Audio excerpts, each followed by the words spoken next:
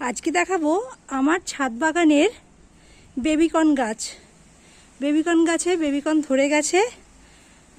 জানুয়ারি মাসের শেষের দিকে বসিয়েছিলাম, আর গাছগুলো দেখুন কত বড় হয়েছে। উচ্চতায় 7.5 ফুট 8 ফুট এরকম হয়ে গেছে। ছোট ছোট এই বীজ থেকে এত সুন্দর যে বেবিকর্ন হবে এটা ভাবার বাইরে। এই যে দেখুন প্রতিটাতে বেবিকর্ন ধরেছে, প্রতিটা ইয়েতেই অনেকগুলো করে বেবিকর্ন ধরেছে। এই যে এই যে এই যে আর এইগুলো উপরের দিকে এগুলো হচ্ছে পুরুষ ফুল। এইগুলো দিয়ে এই যে মেয়ে ফুল, এইগুলোতে একটুখানি পরাগায়ন করলে বীজগুলো ভালো দাঁড়ায়।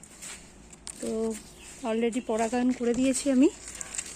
এই যে প্রচুর বেবিকর্ন হয়েছে, মানে কিছুদিনের মধ্যে এদেরকে তুলে নেওয়া হবে, কারণ বেবিকর্ন তো যত কচি থাকবে তত আর কি ভালো স্বাদ হবে। এই যে দেখছেন এগুলোর এখনও ফুল ফোটেনি, অনেকেরই ফুল ফোটেনি। যে যে নিচের দিকে আছে এগুলো এখনও ফুলগুলো ফোটেনি, আর কিছু উপরের দিকে যেগুলো আছে সেগুলো ফুটে গেছে। এক একটা বেবিকর্নের গাছে মোটামুটি 4-5টা করে ফল আসবে, তার বেশিও হতে পারে। আপাতত তো আমি দেখছি যা 4-5টা করে আমার এসছে। তো এই হচ্ছে ভীষণ সোজা করা। আমি এই বছর প্রথম করলাম বেবিকর্ন, এর আগে করিনি। এই বছর আমি সুইটকর্নও বসাবো আবার। বেবিকর্ন, সুইটকর্ন এইগুলো সারা বছর ধরে, বা ভুট্টা এগুলো সারা বছর ধরেই চাষ করা যায়। গ্রীষ্মেরটা বসাতে হবে মোটামুটি জানুয়ারির লাস্ট উইকে বা ফেব্রুয়ারির প্রথম সপ্তাহে বসালে ভালো হয়, তাহলে এই সময় হারভেস্ট করা যাবে। আবার বর্ষাকালেরটা বসাবো,